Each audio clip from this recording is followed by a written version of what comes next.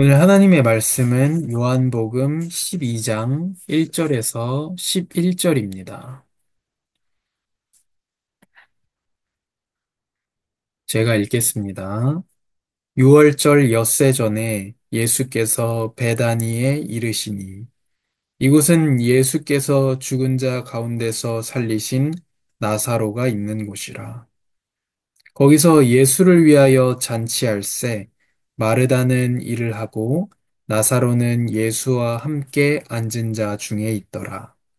마리아는 지극히 비싼 향유, 곧 순전한 나드 한 근을 가져다가 예수의 발에 붓고 자기 머리털로 그의 발을 닦으니 향유 냄새가 집에 가득하더라.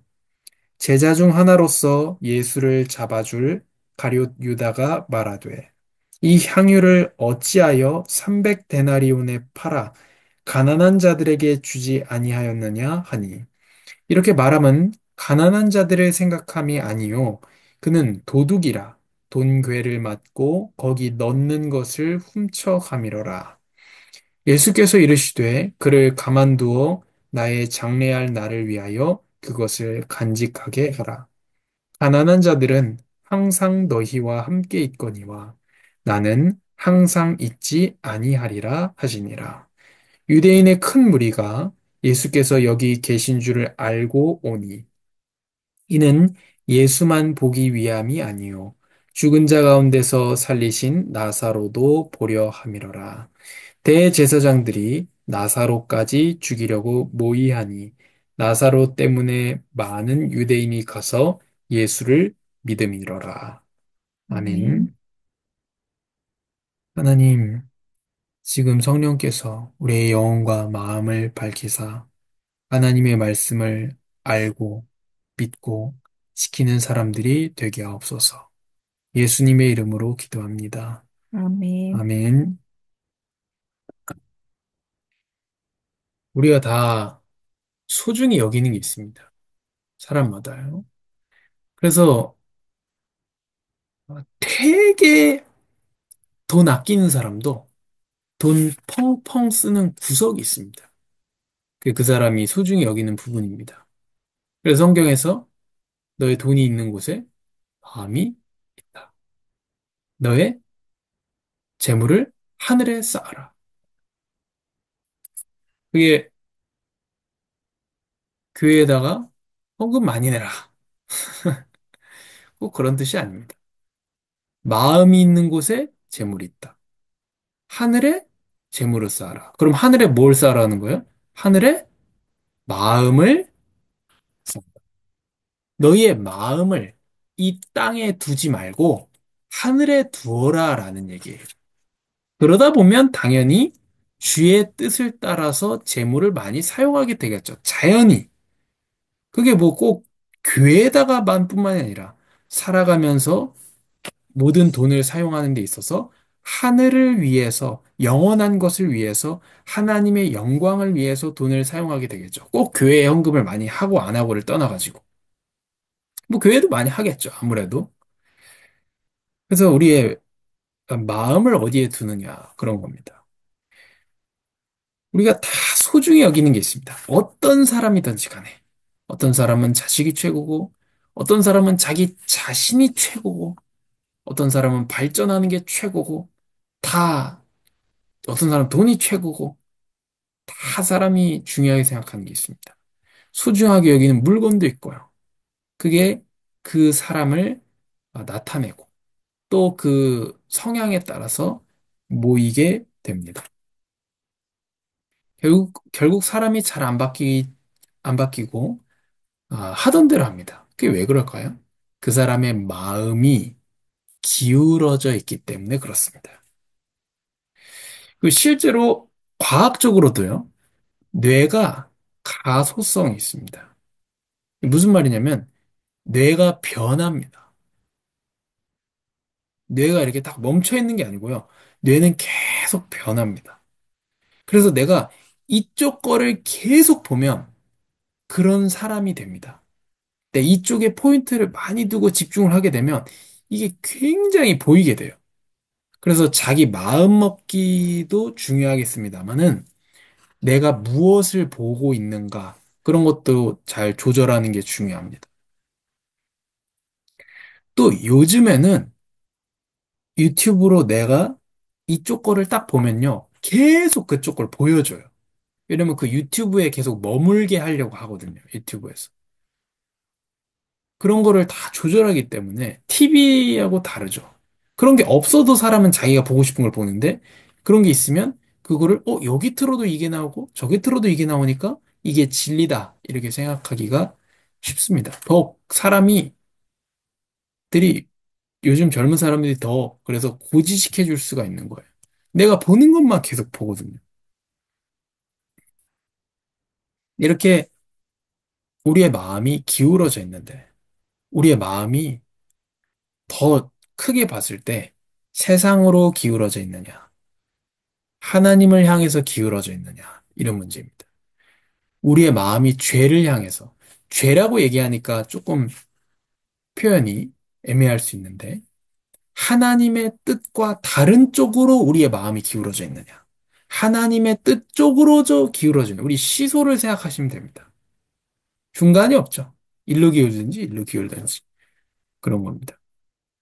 그게 우리 마음의 오늘은 소중. 그래서 오늘 말씀의 제목이 마음의 설교의 제목이 마음의 기울기입니다. 내 마음이 어느 쪽으로 기울어져 있는가? 영원한 쪽으로 기울어져 있는가? 아니면은 영원하지 않은 쪽으로 기울어져 있는가? 하는 겁니다. 교회는 전 우주에 유일하게 교회만 죄와 싸우는 공동체입니다. 교회만. 이런 얘기하면, 그렇죠. 경찰은 범죄와 싸우죠. 그러나 교회는 죄와 싸웁니다. 이번에, 어, 초등학교 교사가 초등학생을 이렇게 살해한 그런 일이 있었죠. 근데 그게 막 여러 가지 제도적인 걸 얘기해요. 이 사람을, 이 교사가 우울증을 오래 앓고 있어가지고 휴직을 했는데, 휴직하던 중에 자기가 휴직 기간 중간에 복직한다 그런 거예요. 그러면 그 복직을 막을 수가 없대요. 근데 그 교감 선생님이나 이런 분들이 저 사람 더 휴직시켜야 된다. 저 우울증 교사를 더 휴직시켜야 된다. 아니면은 저 사람을 뭐 정직해야 된다. 아니면은 교사를 그만두게 해야 된다. 그러니까 평소에 심각한 사람으로 보았다는 거죠. 그 선생님들이. 근데 그 복직하는 걸 막을 수가 없대요. 법적으로. 그래서 이 사람이 복직을 했고 자기와 아무 관련도 없는 이 초등학생을 죽이게 돼요. 죽이게 됐죠. 어, 제도적인 걸 얘기합니다. 과연 이게 필요하겠지만 제도로 막을 수 있느냐. 이런 거거든. 학교에 선생님 못 오게 할 수는 없잖아요. 선생님이 학생을 죽였으니까. 학생이 말 안 들어서 죽인 것도 아니에요. 그냥 아무나 죽여야지. 그렇게 생각했대요. 그 교사가 그렇게 얘기했어요. 죽인 사람이. 아무나 죽여야지. 그래서 애를 시청각실에서 책 준다고 불러가지고 제일 마지막에 나온 애기를 죽인 거거든요. 아무나 죽이고 나도 죽겠다. 이게 정말로 사단에게 속은 것이고 또 이 사람이 얼마나 죄에 잡힌 거예요. 근데 이거를 해결을 어떻게 제대로 해결하겠어요? 초등학교에 선생님 못 오게 할 수는 없잖아요. 초등학교 요즘 학교에 아무도 못 오게 다 막아놨잖아요. 근데 선생님 못 오게 할 수는 없잖아요. 이걸 어떻게 하겠어요? 그러니까 결국 진짜 세상에 필요한 뭡니까? 아, 죄와 싸우는 공동체가 있는데 유일한 공동체가 교회입니다. 근데 교회가 그 역할을 하느냐의 문제예요, 이제. 교회만이 죄랑 싸우는 유일한 공동체입니다. 그럼 사람들이 웃어요. 교회가 죄의 온상이기 때문에. 성도 개인이 죄에 붙잡힐 수도 있고, 그렇죠. 우리가 밖에서 사회생활 하면서 하나님 뜻대로 살지 못하거나 또 불법을 저지를 수 있고 합니다. 그러나 교회 공동체 안에 죄가 판치게 놔둬서는 안 된다는 거예요. 그게 그래서 예수님이 명령하신 게 권징입니다. 권징은 뭐냐면 죄를 못 짓게 만드는 거예요. 그래서 우리가 다른 성도를 섬기는 제일 좋은 섬김이 뭐겠어요? 죄를 안 짓게 하는 거예요. 다른 성도. 그게 우리가 다른 성도를 섬기는 제일 좋은 방법이에요. 죄를 안 짓게 한다 하는 게 제일 좋은 섬김이다 하니까 좀 표현이 안 와닿으실 텐데 이 성도가 하나님의 뜻 반대로 가지 못하도록 하는 게 죄를 안 짓는 거잖아요. 이렇게 표현하면 좀 다르게 느껴지죠. 긍정, 긍정문으로 표현을 하면 내가 다른 성도를 섬기는 제일 좋은 방법은 뭐냐? 이 사람이 하나님의 뜻대로 갈 수 있도록 도와주는 거예요. 이 사람이 기도할 수 있도록 도와주는 게 최고의 섬김이고, 이 사람이 말씀 읽을 수 있도록 도와주는 게 최고의 섬김이고, 이 사람이 올바른 신앙생활 할 수 있도록 도와주는 게 최고의 섬김입니다. 삶의 부분에서도 마찬가지. 이 사람의 삶이 하나님 앞에서 더 보기 좋으신 삶이 되도록 도와주는 게 섬김이고, 그거를 함께 싸우라고 하나님 교회를 세우신 거예요. 그래서 이런 질문하는 젊은 사람들이 많습니다. 저한테도 그렇고. 꼭 교회 가야 됩니까? 목사도 엉망이고, 장로도 엉망이고, 아무 성경 읽지도 않고, 교회 성도들은. 내가 성경 읽으면서 하나님 뜻대로 죄 안 짓고 신앙생활 하겠습니다. 그러면 안 됩니까? 라고 물어봐요. 그런데 하나님이 그 싸움을 함께 하도록 만드셨다는 거예요. 우리가 함께 자라고, 함께 싸우고, 죄와 죄로 물든 세상과 사탄과의 싸움을 함께 싸우게 하셨다는 겁니다. 그래서 오늘 또 중요한 건 우리의 마음이 어디로 기울어져 있고 우리가 소중히 여기는 것이 무엇인가입니다. 지금 예수님께서 베다니에 이르셨습니다. 거기가 이제 나사로가 살아는 것이죠. 나사로, 마르다, 마리아 이렇게 남매가 있죠. 예수님을 위해서 잔치를 하죠. 얼마나 생명의 은인 아니겠습니까? 오빠의 생명의 은인이죠. 이때 오빠의 느낌은 지금 오빠의 느낌하고는 다르죠. 이때 오빠를 살려줬다라고 하는 거는 지금 오빠를 살려준 느낌하고는 다른 얘기인 거예요. 좀 여기 연세가 있는 분들은 알잖아요. 큰오빠 했을 때, 배장로님 잘 아실 텐데, 큰오빠 했을 때의 이미지가 지금 제가 형 생각하거나 지금 태어난 애기들이 자기 오빠 생각하는 거와 다른 거예요. 그 큰오빠라는 거는. 어떻게 보면 거의 부모와 같은 느낌이란 말이에요. 그리고 이때 당시에 여자가 일을 마음껏 할 수 있고 돈을 벌 수 있는 환경과 시대가 아니란 말이에요.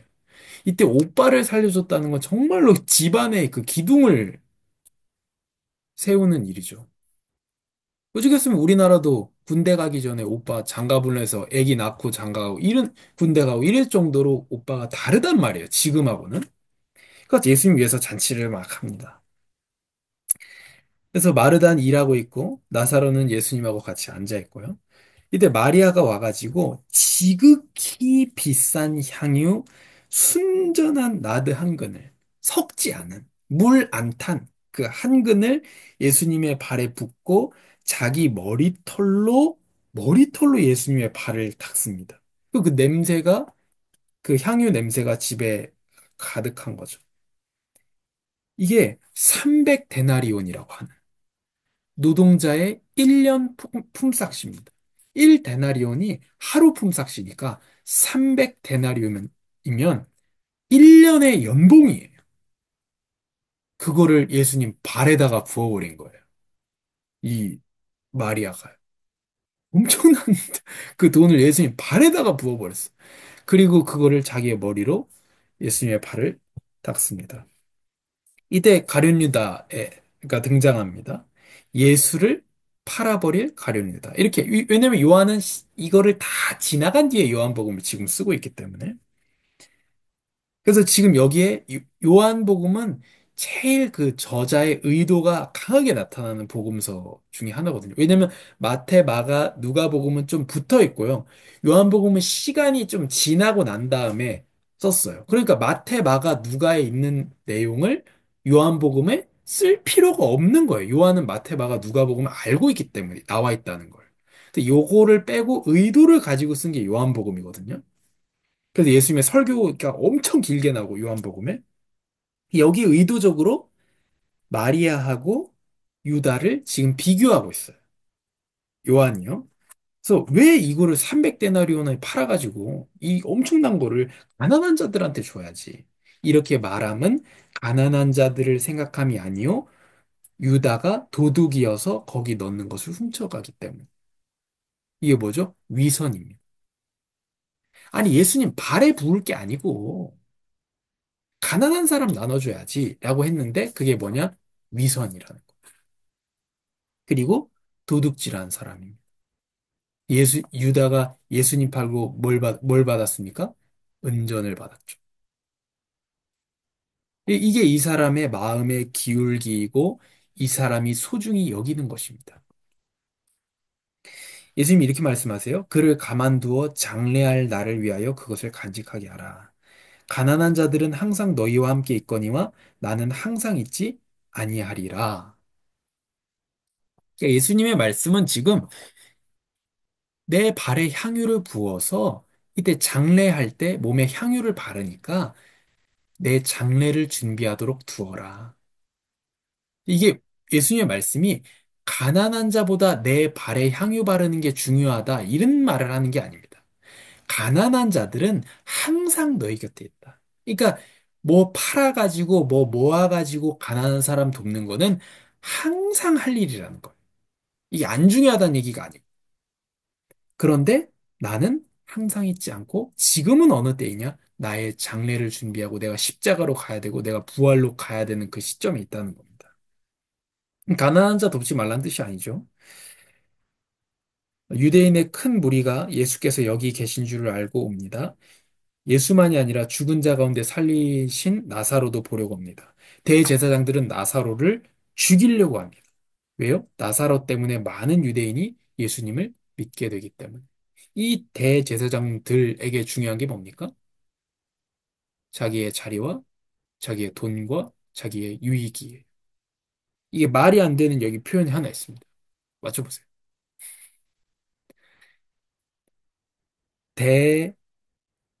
대제사장들이에요. 대제사장은 제사장들, 그런데 대제사장은 한 명입니다. 대제사장이 죽어야 다음 대제사장 세우는 거예요. 근데 대제사장 왜 여러 명이에요? 이 성직 매매를 얘기하는 거예요. 돈으로 목사되고, 뭐, 목사는 제사장 아니지만 돈으로 대제사장 되고 그 자리 돌려먹기 하고 여기에 너무 행복한 사람들이에요. 돌아가면서 총회장 한 번씩 노회장 한 번씩 해보면 너무 행복한 이런 사람들이란 말이에요. 근데 거기에 누가 끼어들었어요, 지금? 예수님이 끼어들었어요. 이 사람들이 계속 뭐예요? 성경을 얘기해요. 근데 성경의 주인공이시고 말씀 그 자체이신 예수님이 왔는데 못 봐요. 왜요? 이 사람들의 마음의 기울기가 어디에 있습니까? 자기 자리에 있어요. 유다는 어디에 있습니까? 돈에 있습니다. 우리의 마음의 기울기가 어디에 있느냐? 세상에 있느냐? 하늘에 있느냐? 하는 겁니다. 우리가 하늘에 계신 우리 아버지 이렇게 부르죠.